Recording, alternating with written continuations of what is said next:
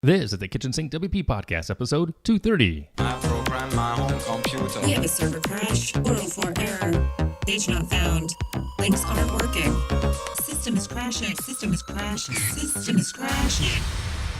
Your old HTML website, barely alive. We have the technology. We have WordPress. A new website, better than it was before.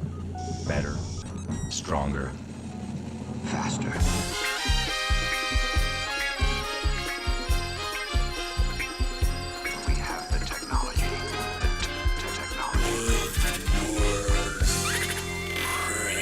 All right. Hello, everybody. This is Adam Silver, the host of the Kitchen Sink WP podcast. Thanks for being here. Let's get started. All right. Upcoming events. We have two WordCamps next week. WordCamp Sydney, Australia, July 28th and 29th, and WordCamp Denver, July 20th and 29th. And I would love to go to any of those, but not going to make it.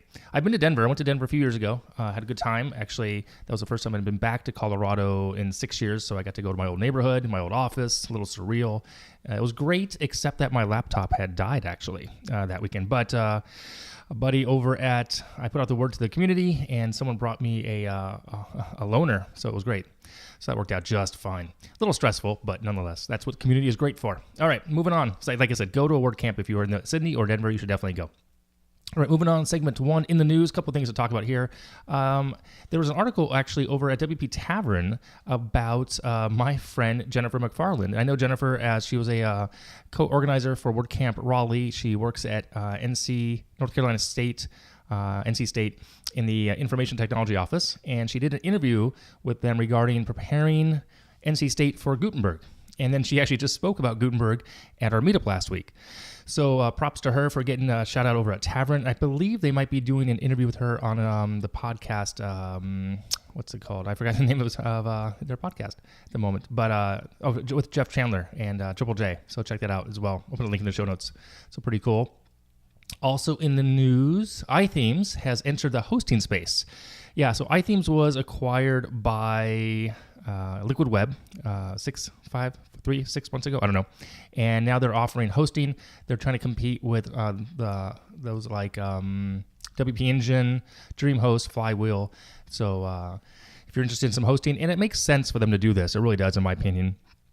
Primarily because, well, they have a hosting company that owns them, so it works out well. So you have the integration because, as Corey Miller said in a video he put out, that he couldn't ever control the interaction and the interface or the experience that the user would have using iThemes for Backup Buddy, for example.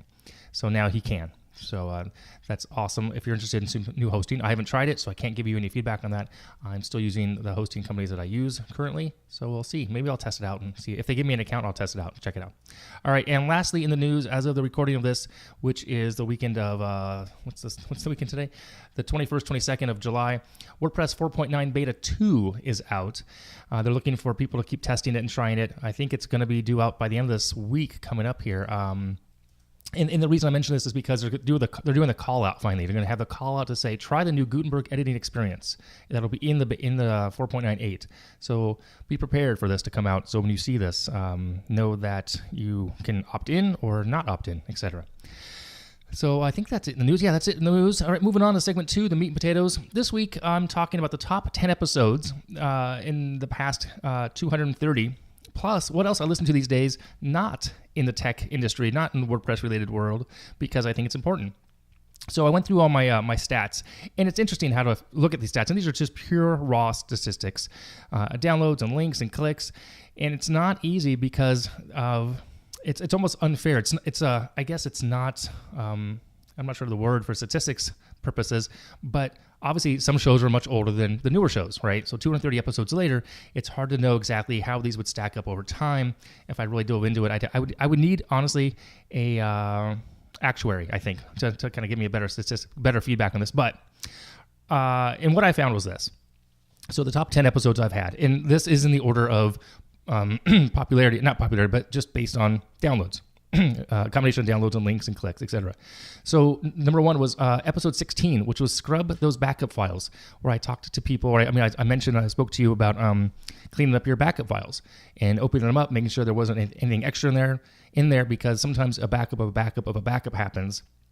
and that would make your backup file really large. It happened to me with a client, and that's why I did an episode on that. So surprisingly enough, episode 16 is one of the most popular episodes still of all time. Next up would be episode 50 with Natalie McLeese. She is a friend of mine from Los Angeles. She was a lead organizer of WordCamp LA for a few years and Girl Develop It, and she has a plugin, and she's an amazing designer. And then after her is Matt Mullenweg's first interview, episode 48, which was pretty cool.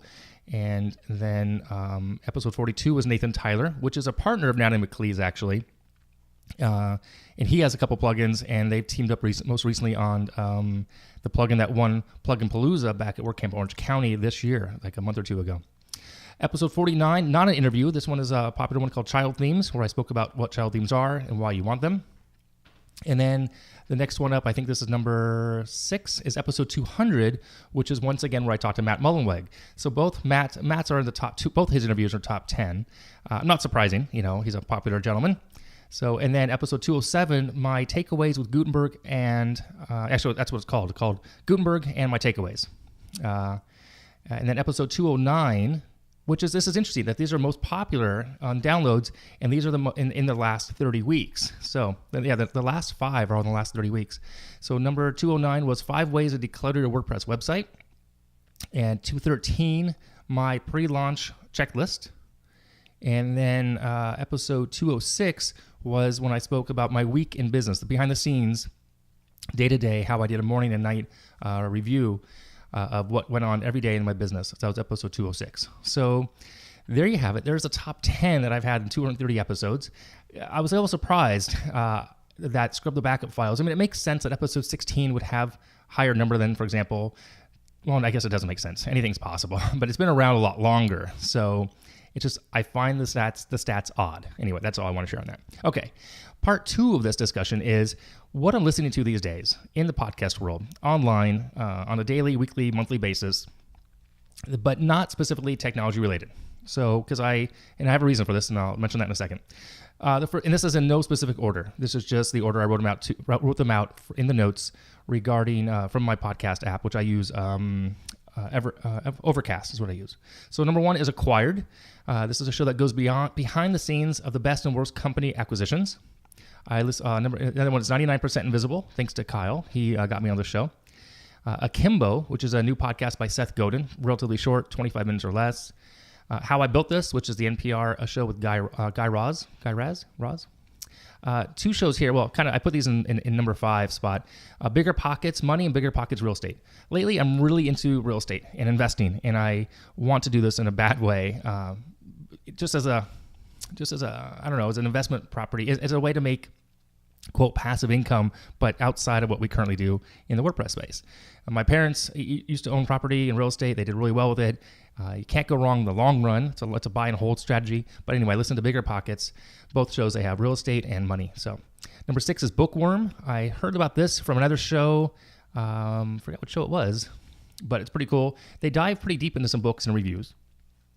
Zen Founder by Sherry Walling. And I met Sherry briefly at WordCamp Miami. She's really awesome, super smart. It's talking to founders of companies, and she's already pivoted the show a little bit, so it's pretty cool. Number 8 is Zigzag. Now, this is relatively new to me, this new one. It's about journalism in the digital age and about blockchain. If you're interested in blockchain and listener-supported journalism and tokens and all that stuff, it's really interesting. So Zigzag. Another one here is the 919 podcast. It's all about the Research Triangle. The Raleigh area, very interesting. It's local, very local. So obviously it makes sense for me to listen to it. It may not make sense for you. And number 10 is Reply All. Another one I found thanks to my buddy Kyle. This is an amazing show as well. So there they are for you, the top 10 that I listen to. Well, not top 10, the 10 that I listen to that are really not related to technology specifically. I do want to add a bonus one here, number 11. I'm going to mention this one. Automators. This is about automation for the Mac. It's technology. It's not WordPress, but it is tech. And it's co-hosted by David Sparks, who has been on my show before. He's an attorney by day and a Mac geek, so he goes by Mac Sparky is his handle online, if you will. So I really like the Automators. It's brand new, like episode 2 is out. That's it. So there you have it. Like I said, the reason I want to share this with you is segment 3, the tip and tool of the week. And this is it. The reason is I want you to take time this week as a tip. Check out other sources of what I call mind material. Get away from just your chosen line of work and, give something else a chance. And I used to just only listen to, back in the day, photography podcasts, and then technology and WordPress and motivation. And now I'm just kind of listening to other things. The way I've also done a lot in reading more just fiction. It's really helping me kind of get away from the day-to-day frustrations and sometimes the grind of what I'm trying to do with my life. So there you have it. So check out some other services and sources. And I will tell you, I found some podcasts. I didn't mention here on Overcast. There is when you hit play, on the bottom there's an advertisement. And I've actually found a few shows just to check out 1 or 2 episodes to see if I liked that, and I did. So some of them I have found just through their sponsor, through their advertising on the app itself. So there you go. Okay. I think that's it this week. Yes, it is. I'm going to wrap it up. Before I wrap it up, I want to mention one more thing. I wanted to mention that a few people in the past have asked how they can support and help the show.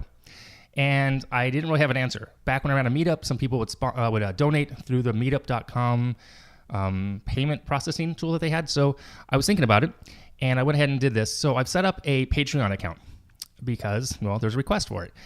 You can help support the show to produce episodes every day, every week. Not every day, every week, every month that I've been doing it.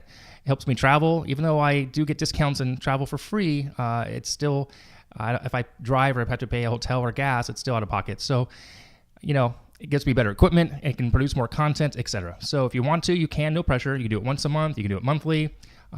There's a few plans over the site, anywhere from $2 and up, like four different levels. And you can find that link. You can go there to the Patreon page, kitchensinkwp.com/Patreon. So if you want to support the show, it'd be awesome. No pressure, but I do appreciate it. So, and thanks to the couple of people who've already offered and who are signing up already. So it's awesome. So thanks again. All right, so like I said, I'm going to wrap things up. If you have any questions, go ahead and send it in via email. I'm adam@kitchensinkwp.com, or use the SpeakPipe functionality of the website. Thanks for listening. See you all next week. Do some awesome things with WordPress. Bye-bye.